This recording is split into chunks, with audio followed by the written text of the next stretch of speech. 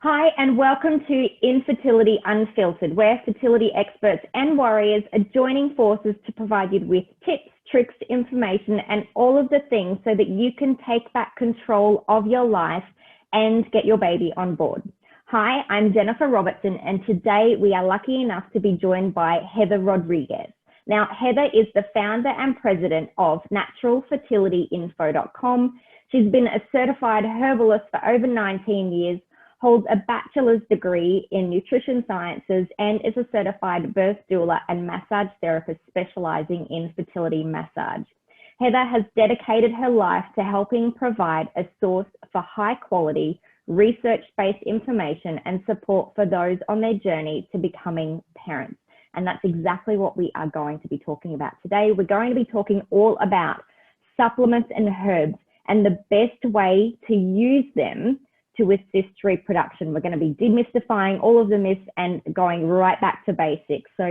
And if you stick around to the end, Hethir is going to tell you how you can get your hands on her fertility cleanse guide as well. So make sure you stick around. So thank you so much for joining us, Hethir Rodriguez. Thank you so much for having me. Now, before we dive into all of the questions, I would love to know just what led you down this path. Why are you doing this now? So my story starts back about 13 years ago. My husband and I, we surprisingly became pregnant. At the time I had been an herbalist for a while. I was actually in school to become a midwife. And surprise pregnancy, yay, you know, we're all excited. And then we had our first miscarriage. And after that happened, I went to my doctor and was like, okay, what do we do now? You know, what testing we need to do? What's the protocol? And he told me that we'd have to go through 2 more miscarriages before they would do testing. That's how it is here in the United States. I'm not sure, you know, in other countries, but that's their protocol. And in my mind, I was like, no, that's not gonna work for me. You know, I had been through too much in that one to go through that again. So what I did, being, you know, the researcher and, you know, passionate person I am, I started just doing tons of research. I was already, you know, in midwifery school, so I had access to at that time, a lot of information and studies. Like, you couldn't just go online and find studies like you can today. So I started writing. I just started a blog and I was writing my heart out, and other people started reaching out to me and saying, hey, this happened to me too, or do you have any info on A, B, or C? And so I would just start helping them. I would just help each person. I'd look at my text, I'd look at the herbs, I'd look at all the things, and I would just find what would help and suggest it, and then they would try it and I'd get feedback.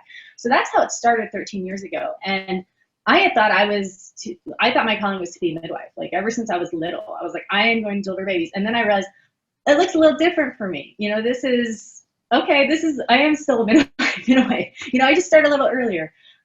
So through all of that, you know, it's grown into this thing that has helped so many women all over the world. And, you know, my bigger mission here is to help empower, educate, and support. Because regardless of the path that you're choosing, whether it's all natural, whether you're having medical assistance, it doesn't matter.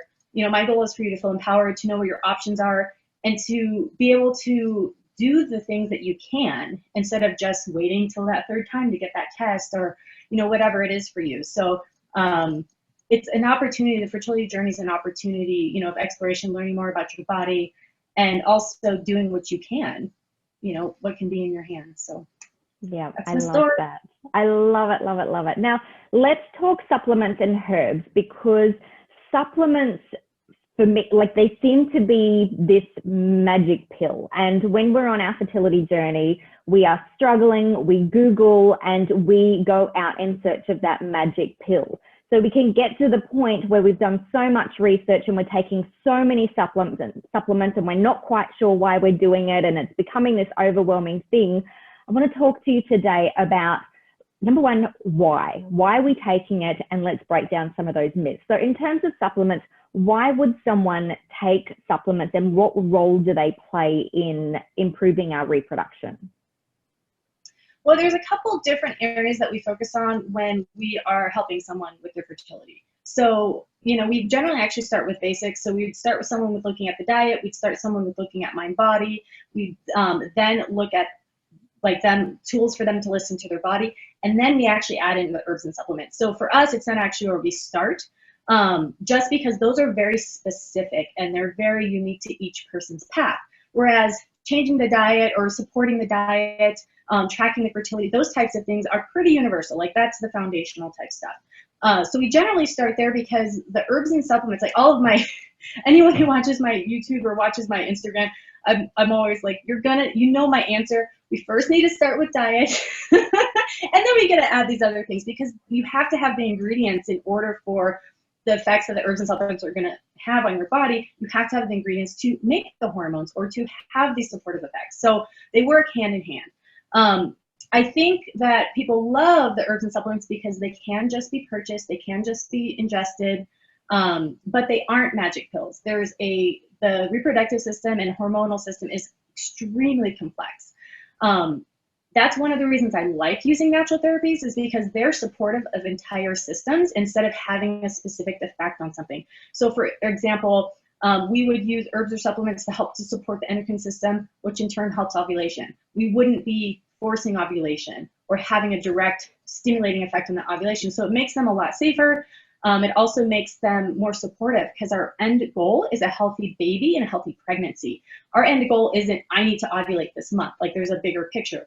So that's why I approach it that way. It's something that we definitely use, but there's other things that need to be in place for that to work. Like there are some herbs, like for example, Vitex. If someone's experiencing PCOS and they're using Vitex to support ovulation, it's not going to work if they don't have the diet in place for insulin resistance.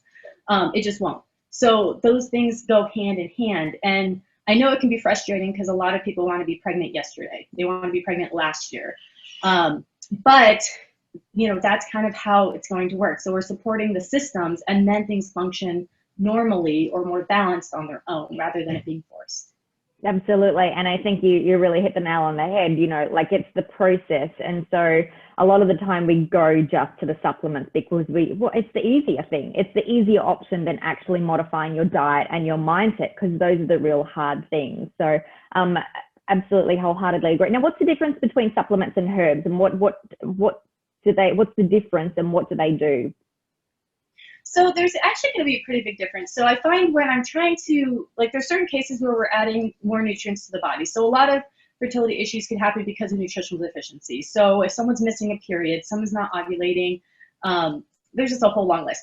A lot of times that could be nutritional deficiencies, especially if they've been on birth control, medicated birth control for long periods of time. There can be deficiencies like in vitamin C and zinc and iron, and so on, vitamin E. And those all affect fertility. So in turn, they may not have a period. So that's, you know, that's kind of how we're using supplements. We're using them to what I call flood the body with nutrients, antioxidants, enzymes, those types of things. Whereas the herbs are going to have more of an effect on the hormonal side of things, or through either liver support or endocrine support.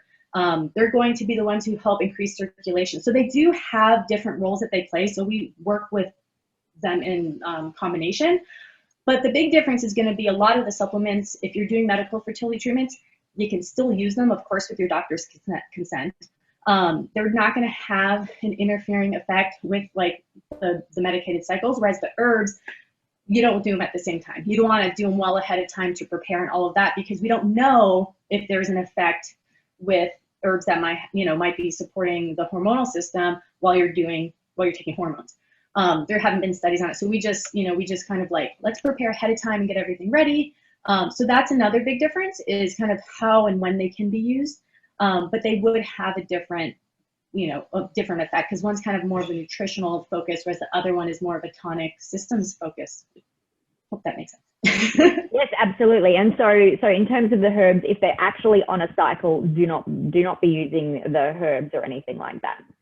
Not unless, if they're working, like some people are working with their reproductive endocrinologist and a practitioner, and they're working together, totally different case. But if you're putting together your own program, you would want to do a lot of these things ahead of time. That's the ideal, especially if you're preparing for medical fertility treatment, is to prepare 6 to 3 months ahead of time, because of the cycle of an egg, the cycle of, because of the whole cycle. You want to do what you can ahead of time to support a healthier egg, prepare your uterus, all of those things. That's where those benefits come in. I do get messages from people who are like, I'm 2 weeks out, or what can I do? Then all my suggestions end up being nutritional and stress support. Okay, but the ideal time is to do it 3 to 6 months before you're either doing a cycle or, you know, you're trying to fall pregnant or doing all of that thing so that you can prepare your body for it. And even longer. If you're experiencing fertility issues, you know, more time the better, but I understand reality too. Now, if someone wants to obviously start taking supplements, because there are certain supplements that you should be taking just for, you know, for a healthy fetus and all of those things, where do they start?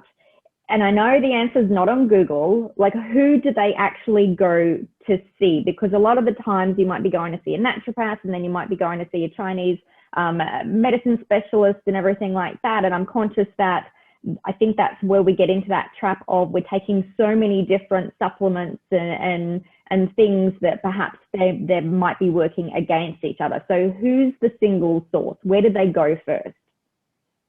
So, well, there's a couple things to that. When I have someone that comes to us and they are seeing multiple practitioners and they're like layering the different programs on top of each other, I say to pick one of them. Who do you connect with the most? Which one fits into your life the best? And just do that specific one for a while.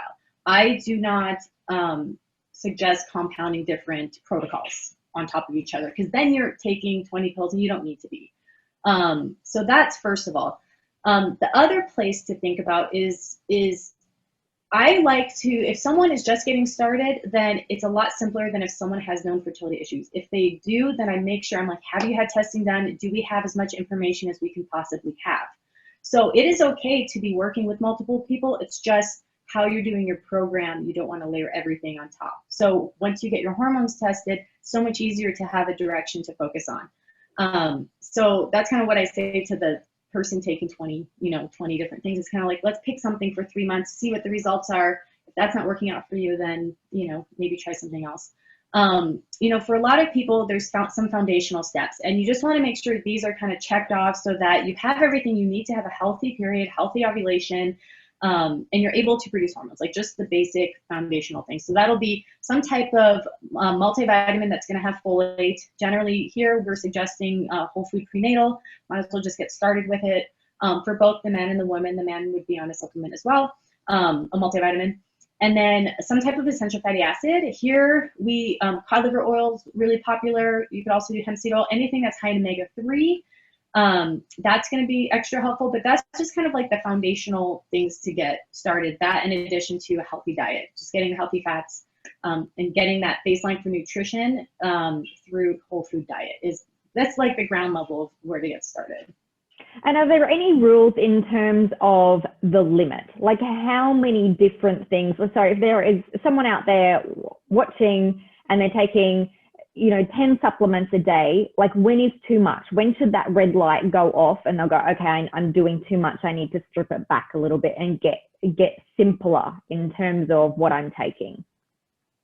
Well, it depends. It's not, that's what I always say. There's no clear answer for everybody. That's the thing. So it depends on what is happening for that person, how many different fertility issues they are actually working through. I was speaking with someone today, and she has she's been going through this for a while. She has 5 different major issues that she's working on, and she's like, where do I start? So where we start with that is we generally take it step by step instead of everything all at once. And I think that's how you can end up with that overwhelm, is like, I have all these things I want to work on, or I have all these things. This sounds good. Oh, that'll help me. But we generally, the way that we focus on it is what is the most pressing? Like, is there anything that's causing discomfort? If someone's having very heavy periods, or a lot of discomfort from endometriosis, or a lot of acne or hair growth from experience, like what's the most uncomfortable, and let's start with that. And then we also start with what would be a foundational step that could help everything. So a lot of times we always go, like with Western herbalism, we always go to the liver, supporting the liver. That's why we start generally with fertility cleansing, increasing circulation and supporting the liver. So we start and peel back the layers when we're looking at it, so that someone isn't doing all of it at once. They would start there, and then we would move on to some of those kind of overseeing steps of supporting the systems. So you would kind of transition through instead of everything at once, because you're going to feel a lot of changes and a lot of things. So you actually want to know what's doing what if you do feel nauseous, or you Or you're like, why am I getting headaches? Okay, if you're doing some liver stuff, it's, you know, it means you need more water. Or you can kind of pinpoint and learn what's doing what for you. You know, some people may find, okay, here's 5 herbs that help support ovulation, and using all of those herbs. That's not always the best way to approach it, because they each herb affects that system in a different way. So you kind of have to look at, you know, the reason you're not ovulating, and then you would pick something more specific. So a lot of times when we're doing our consultations, we're actually taking some things off of people's list. And there are clients of ours who will be on multiple types of things, but they're able to handle it, and they've worked up to that. It's not day one, and it's not hodgepodge, you know, just things that they've picked out. So okay, no, that's really helpful. It's almost like the elimination diet, but in reverse. Yeah. Trying to work out what works first. Okay, so what are some of the myths that you would like to bust? Something that, you know, that we all believe to be true, but you've been able to break that down, and it's just not true. I think one of the biggest myths that, you know, that's kind of underlying is that nutrition does not have therapeutic effects, or that diet doesn't make a difference. And I don't know if that's just here in the United States, if it's kind of an underlying, or if it's global, but it's quite strange to me that, you know, that what we're putting into our bodies could not possibly have an effect on our health. You know, most of the leading health issues that we're facing have some correlation to either deficiencies or overconsumption in some form or another. So kind of what we find, and that's the other thing, is it's not one answer fits all. It's not like, oh, everyone go on gluten-free, oh, everyone be vegan. Oh, it's not like that whatsoever. But there are, for different specific fertility issues, there are things that we suggest, hey, try this for 2 weeks. You know, one recent conversation I was having with a woman experiencing endometriosis, I was like, try cutting out some of these things. Like, let's just try no red meat for 2 weeks. I'm not saying that red meat is unhealthy by any means, but let's try it for 2 weeks to see if that helps lessen some of the congestion and some of the inflammation you're experiencing. She felt better in a couple of days. So for her, that was a good fix. Whereas someone else who has very light periods or very scanty periods or thin uterine lining, have you tried eating some red meat? Let's try that for 2 weeks. You know, so it's gonna be different for each person.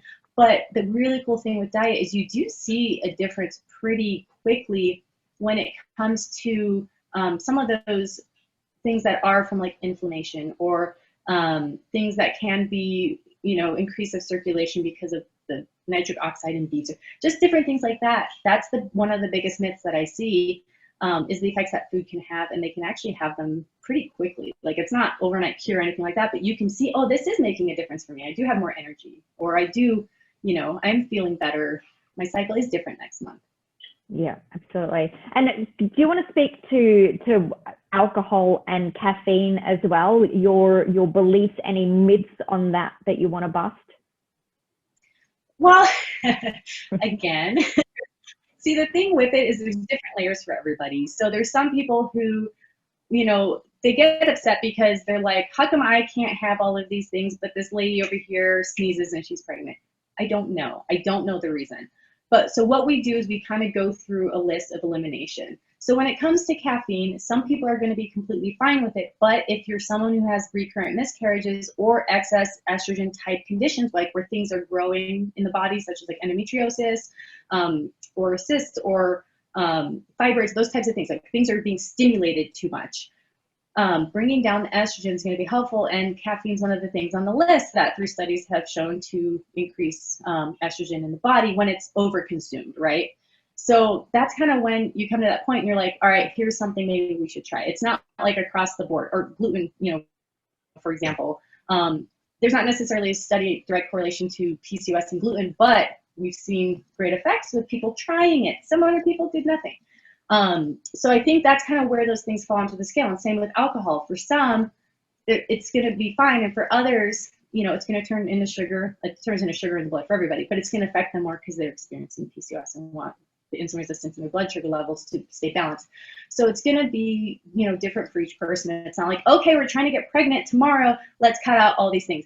That might not be necessary for everybody, but those are some of the factors that, I mean, obviously everyone should quit smoking, but you know, those are some of the factors that you kind of have to see where you're at, you know, what's happening with your body and your health, and then, you know, choose that. And I think that that's a really great way to look at it as well, that we all have different bodies, different things that are going on inside of us. So that's why some people can and some people can't. And I think that when we approach our diet as well, we don't want to believe that has an impact. Like really we do, but we don't want to believe it because we think that all of a sudden we're going to have to give up absolutely everything, which gives us joy in life in order to have a baby. So yeah, I think that's a really good way of looking at it, that you may not have to, it might just be one or two things to tweak in order to get to that point where our body's working exactly the way that it should be. Well, and there are ways, you know, when making those types of transition, because I know diet can be very hard for some people.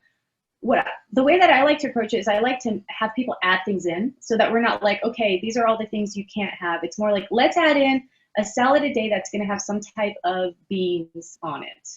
You know, a cup full of beans on the salad, and the salad is colorful. Or let's add this fertility smoothie every day. The rest of your diet's going to be what you've been normally eating. We're just going to add this in. And you kind of start adding these things. And what I find is that after a period of time, about at least 2 weeks, you start getting a taste for them and you start craving them. So it's not that you're going cold turkey and you're like, what am I going to eat? Because it's a new way of eating. You're going to have to figure out and practice before you just jump into it.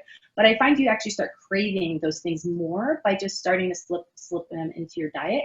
So you're not in that lack mentality, because when you're in that lack, that's all you're focusing on, instead of like, ooh, what am I going to put in my smoothie today? And that in the long run is going to be much more successful than cutting everything out and then you just crashing and burning because you don't know how to eat enough calories on a diet that has a lot of those things in it, because because of how you're eating before. Yeah, and I love that. I love that you're focusing on adding stuff in rather than restricting, because if someone tells me that I can't have something, that's all I want. So that's a really great way of looking at it. Yeah, I know, the mind is cruel.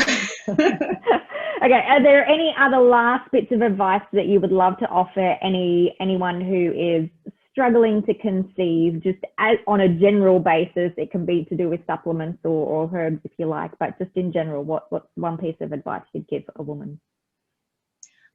So one of the main things that I would suggest is to know your body. Fertility charting, I think, is one of the best things you can do. It's totally free. And you learn about your cycle, you learn about your body, and it's going to tell you so many things, and then you'll know what direction to go. So it's not that you always have to go and find someone outside of yourself to be the expert or anything like that. Fertility charting will tell you if and when you're ovulating. A lot of women that I speak with kind of are going by twinges, or they're going just by their cervical mucus, and they could be missing their fertile window just because it doesn't always line up and work like that. Or you can also learn if you might have low progesterone, thyroid issues, if your luteal phase, which means like there's not enough time for implantation to occur. These are all extremely common, and they're pretty simple to support. They're not, these full-blown fertility issues. You can help support them. So I find that to be really powerful, and I think a lot of women might overlook that because it might seem tedious. You do have to do it every day, or they did it for a while and they got burnt out on it, and I totally get that. But that type of information, at least doing it for a little bit of time, will give you so much to know, okay, should I go get further testing? Or, oh, my cycle is actually great, maybe my partner should get tested. It just kind of opens the door to more options for you to kind of know what's going on with your body. Okay, and do you have a resource for that as well? Yeah, so you can find out more on our website at naturalfertilityinfo.com. I have plenty of resources there on fertility charting. Another resource we have is our fertility cleanse guide at fertilitycleanse.com. This is where we start a lot of women and men on their fertility journeys, because we want to start with a clean slate. We want to support the liver with getting rid of excess hormones. We want to increase circulation to the reproductive system. So it's kind of like how we get everything ready and we start everyone off. So that's a good place to get started, to kind of learn different therapies you can do to help your body in its natural ability to cleanse. And it's just a good place to get started that's pretty supportive in general. Perfect. No, I love it. Thank you so much for all of that advice, Heather. Very helpful, simplifying it and changing the way we think about all of those things as well. So thank you so much for joining us. Well, thank you for having me, Jennifer, and thank you for all of the work that you were doing. It is so lovely, and I love the work on your videos that you've been doing. Thank you. Now, if you enjoyed this video as much as I did, please feel free to give it a like, share it, And make sure you subscribe to this channel as well, because this is just one of many amazing interviews as part of the Infertility Unfiltered series. So thank you so much for watching.